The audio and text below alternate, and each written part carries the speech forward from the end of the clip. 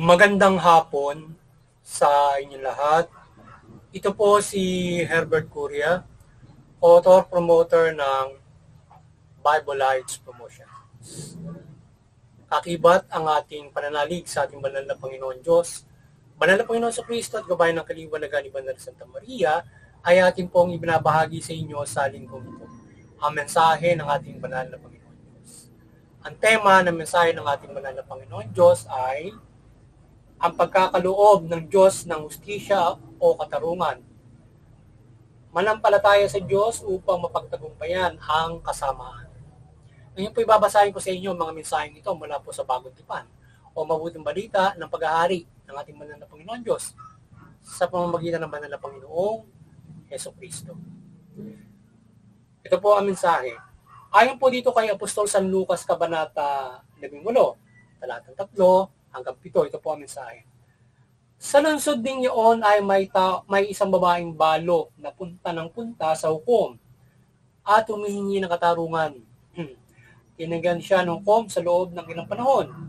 Ngunit nang malaunan ay nasabi nito sa sarili, bagamat hindi ako natatakot sa Diyos at gumagalang kanino man, gagawad ko na ang katarungang hinihingi ng babaeng ito, sapagkat lagi niya akong ginagambala, baka pa ako mainis sa kapaparito niya.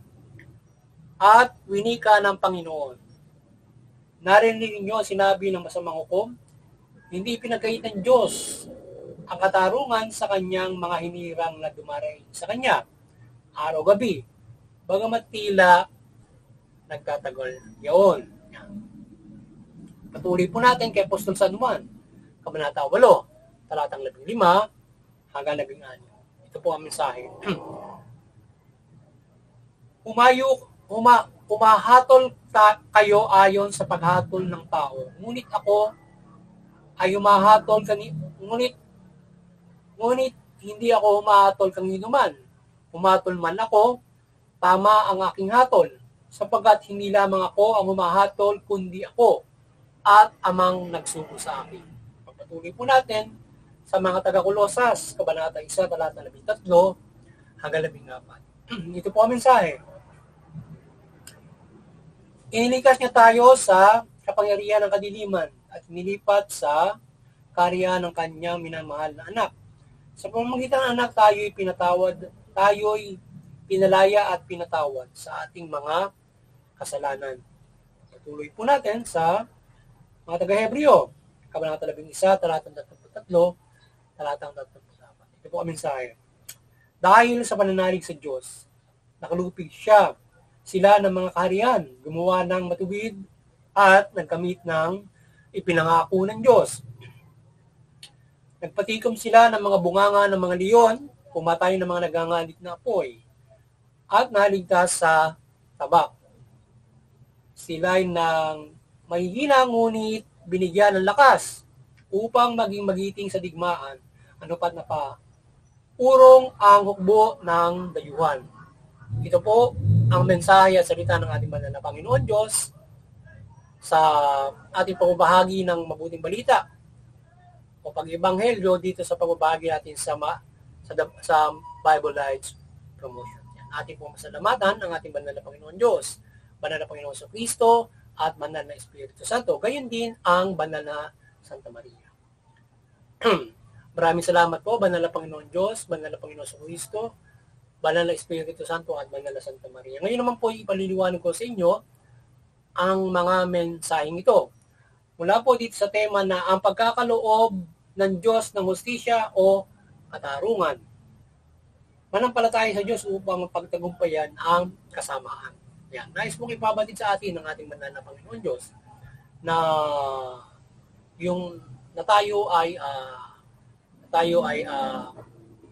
hindi tayo ay bibigyan niya ng katarungan. So, ang Panginoon Diyos ay makatarungan at tayo man ay humihingi ng katarungan, ito ay ibibigay niya sa atin dito sa pamumuhay na ito mula diyan sa inilagay niyang pamahalaan. Ngayon ay sa ating paghihinay sa kanya araw-gabi, so ito ay ibibigay niya sa atin, hindi nga lamang maaaring hindi ganun kadali o maaaring nagtatagal.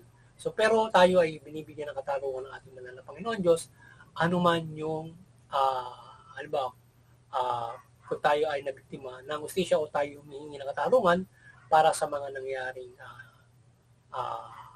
hindi mabuti sa atin. Mga ganun mga bagay. So ngayon ay ang Panginoon Diyos ay nagkakaloob ng hustisya sa anuman ang mga pangyayari.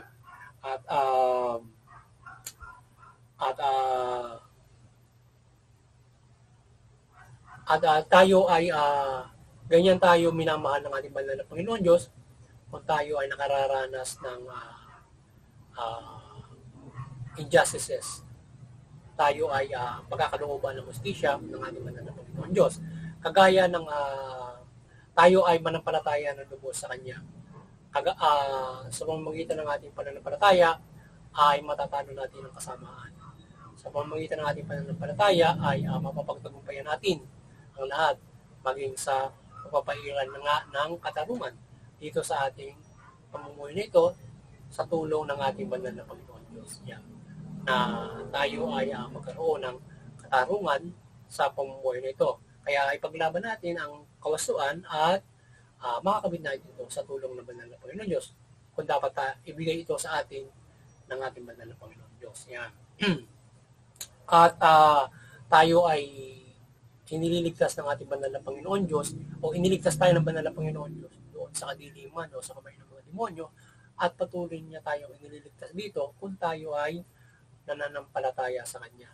Tayo patuloy niyang iniligtas doon sa kasamaan. Kaya ganyan tayo mananampalataya sa Kanya. Tayo ay mananampalataya ng lubos upang iligtas tayo doon sa kasamaan. At kung tayo man ay nabiktima, tayo bibigyan niya ng katarungan. Yan. At pagdating ng takdang paghukom, tayo maaaring maligtas naman doon sa paghukom para sa lahat. Yan. Na kung saan ay ang Panginoon Diyos, ang Panginoon sa Kristo ay tama ang hatol sa lahat. Kaya kung tayo ay kaya tayo ay manampalataya sa pamamagitan ng pagtupad ng kalooban ng Panginoon Diyos mula dito sa mabuting balita at makatarungan tayo mga pamumuhay. Hindi niya tayo pabayaan.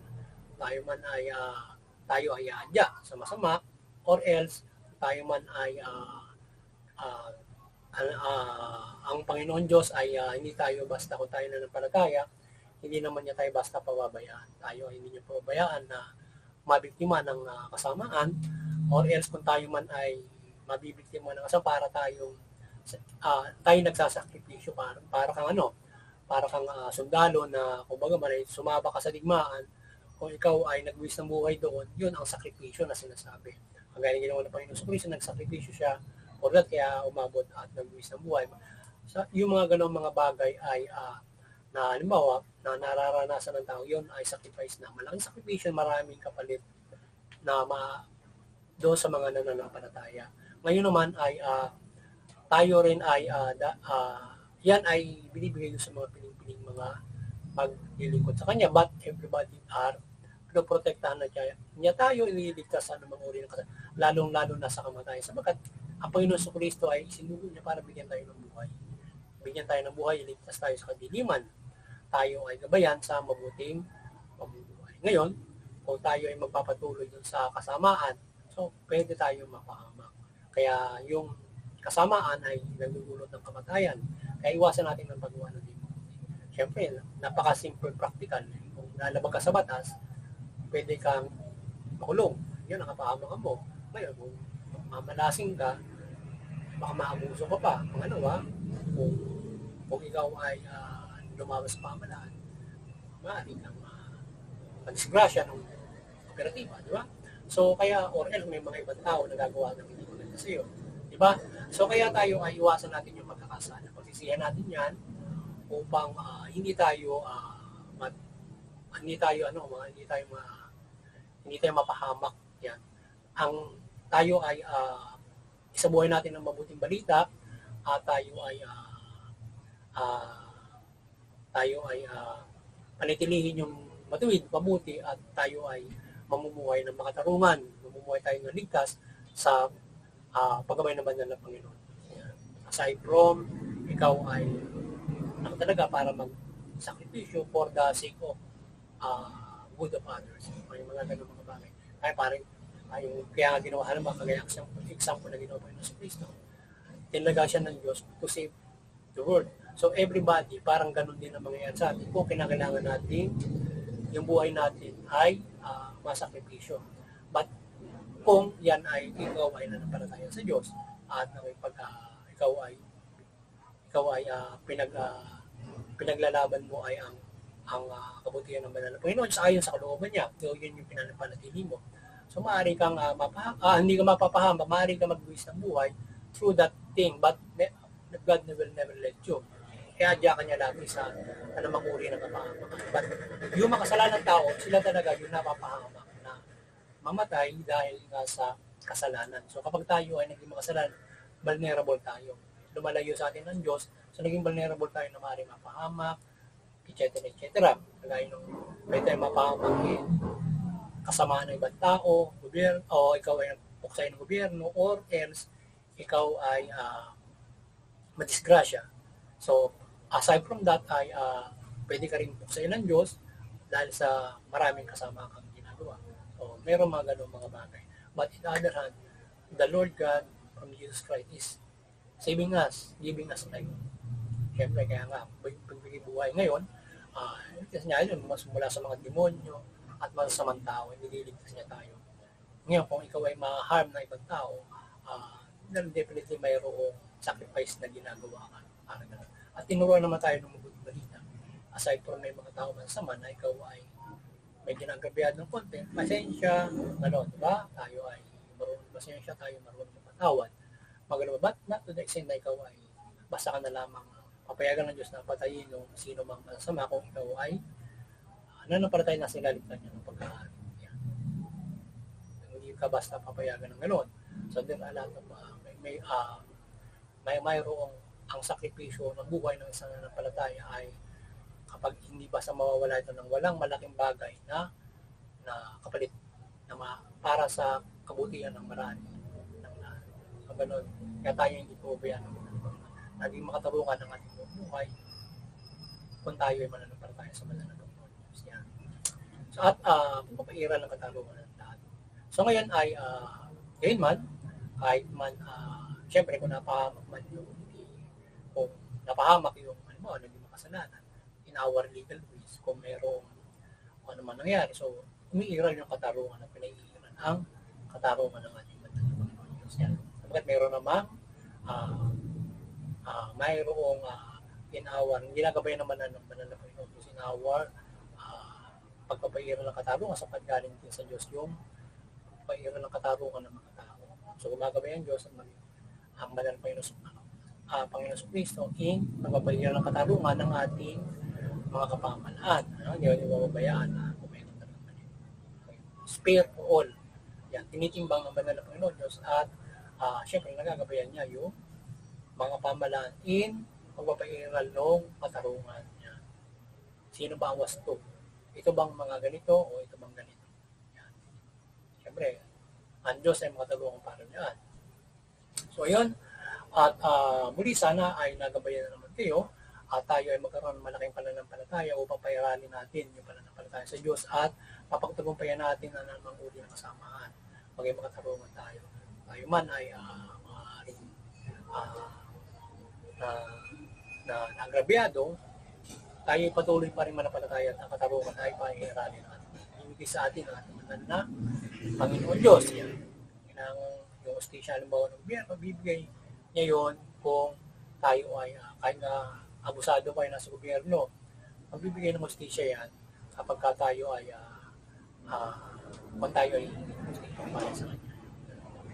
Ang gagawin ng isang pamahalaan kahit na masama pa yung pamahalaan, hindi pala naniniwala doon sa Diyos, ay salbahin mga sa pamahalaan magbibigay ng hostisya para sa isang tao.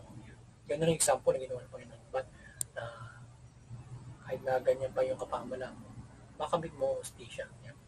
So yun, muli sana ay nagabayan na naman kayo ng Bibleized Promotion sa pagbabahagi natin ng mabuting balita at magkaroon kayo ng malaking pag-asa sa inyong kaligtasan spiritual mula sa mensaheng ito ng ating banal na Panginoon Diyos na ating ating inihag sa inyo at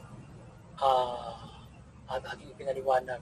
So ngayon ay sana tayo ay patuloy na gabayan ng ating banal na Santa Maria, Panginoon Diyos, Panginoon Jesucristo, Banal na Espiritu Santo, na banal na Santa Maria ng kanyang kaliwanagan, ng kanyang mga milagro, at ng iba't ibang niyang paggabay at pagmilagro sa atin o himala o sa ating pamabahagi ng mabuting balita. Hindi lamang sa araw na ito, o tuming araw nito tayo ay magbabahagi, kundi sa panahong ito na ating pamuhay, ay patuloy na gabayan ng ating banal na Panginoon Diyos, Panginoon Jesucristo, Banal na Espiritu na isugo ang banal na Santa Maria, at gabayan tayo ng kanyang presensya at pagmumilagro sa panahong ito, mula sa pagsasabuhay natin ng mabuting balita o matuwid na pamumuhay na naayon sa ating banal na Diyos niya.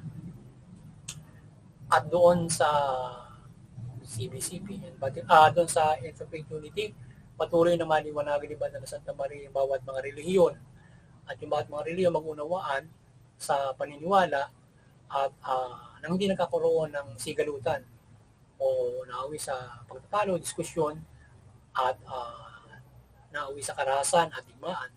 Pagkos kung nag-uunawaan sa isang Interfaith Unity ang bawat mga relihiyon, so magkakaroon ng kapayapaan, pagkakaisa, pagtutulungan at paghikayat nito sa bawat mga pamilya, komunidad, bawat mga bansa, yan, buong mundo at bawat mga lipid. Yan. Sa CBCP and Vatican Church, paliwanagan ngayon ni Banal na Santa Maria at patuloy niyong pagbuklurin yung sangkatauhan sa pananampalataya sa ating Panginoon Diyos mula Panginoon Jesucristo at mabuting balita. Yan. At sa ating munting kakayanan, tayo ay patuloy na nanampalataya na paggabay ng Panginoon Diyos, Panginoon Jesucristo, Banal na Espiritu Santo. At gayon din ng Banal na Santa Maria na sa ating pamabahagi ng mabuting balita, gabayan niya tayo ng kanyang presensya, kaliwanagan nga at iba't ibang milagro. Ayan, at hindi lang sa tuwing pamabahagi, kundi sa pamumuhay na ito, gabayan tayo sa ating paglilingkod na ito. At tayo ay gabayan ng sangkatauhan ng pagsugo ng Banal na Santa Maria at ng iba't ibang niyang mga paggabay. Doon sa mga kapamahalaan, maliwanagan kayo ni Banal na Santa Maria, mamahala kayo ng mabuting matuwid, tugunin niyo yung karapatang ng tao. Sabi yun, makikinabang yung bawat mamamayan at sila yung makapamumuhay ng protektado at mapayapa. Sige, makapananampalataya sila ng lubos sa ating banal na Panginoon Diyos, banal na Panginoon Jesucristo at banal na Espiritu Santo. Muli, magandang hapon sa inyo lahat at God bless you.